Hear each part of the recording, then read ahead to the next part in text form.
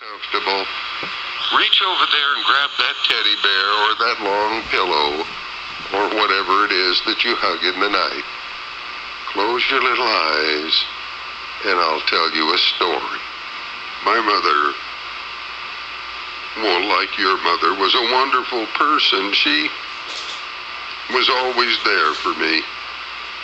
If I hurt myself, and I did, I was kind of a clumsy child, and it seemed to me, and still does, that I had a scraped knee or elbow all the time. And I don't know why. Maybe I was just a klutz, but I burnt the back of my hand twice on our oil heater, and she would stay up all night long with me, putting ointment on my hand and soaking my hand in a pot of ice water. And when the ice melted, she'd get me some more, and she checked on me I don't know how she got any sleep, the poor thing. Are you all right, dear? Are you going to be all right? How does that old hand feel? Well, it burned a lot, Mother. It burned a lot. It hurt all the time. Well, God will heal it for you, and you keep your hand in that ice water. Well, I'm trying, but every time I fall asleep, then my hand comes out of the water, and then it burns, and I wakes up. Well, do the best you can, and I'll check on you again in a little while.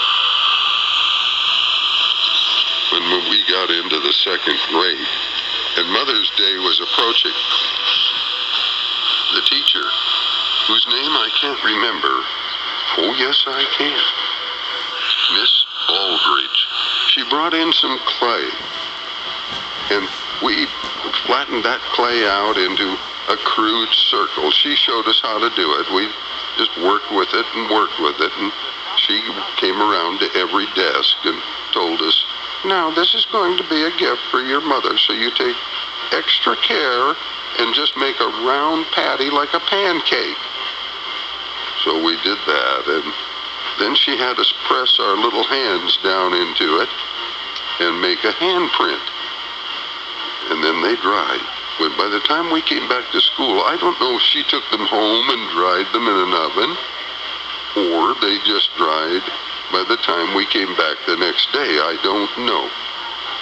Well, then we had to choose a color. I didn't know what color to choose. My mother liked all kinds of colors. I thought, well, I'll get one that's kind of red because she likes roses, and she likes red roses a lot. So I got some red paint. And other kids got purple paint, and some of them got green paint, but most of them got blue. Blue is the favorite color of most people. And we painted them, and then we wrote our names on them and the date. And then we let them dry again, and we saved them until, about 2 days before Mother's Day. That'd be a Friday, right? And out came the little clay handprints and some tissue paper, and we wrapped them all up, and then we were allowed to take them home to our mothers for Mother's Day. And my mother looked at that and she said, oh my goodness, Jacob, I'll treasure that my whole life. Just think, I have a print of your hand here in the second grade, and I'll have that when you're an old man. And as that print, and one of my brother, of course, still is there in her living room. Then in the third grade, we made pretty cards for our mother. Do you remember those?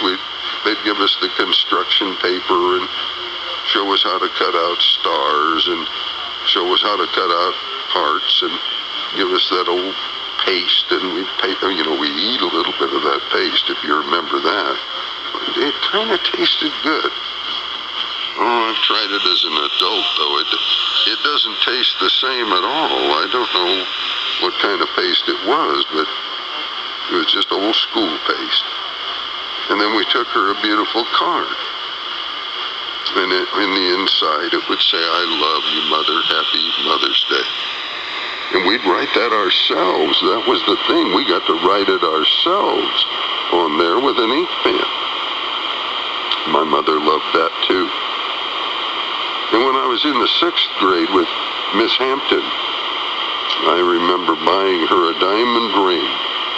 I thought it was a diamond ring. I bought it down at Woolsworth, the 5 and 10 cent store. It looked like a real diamond ring.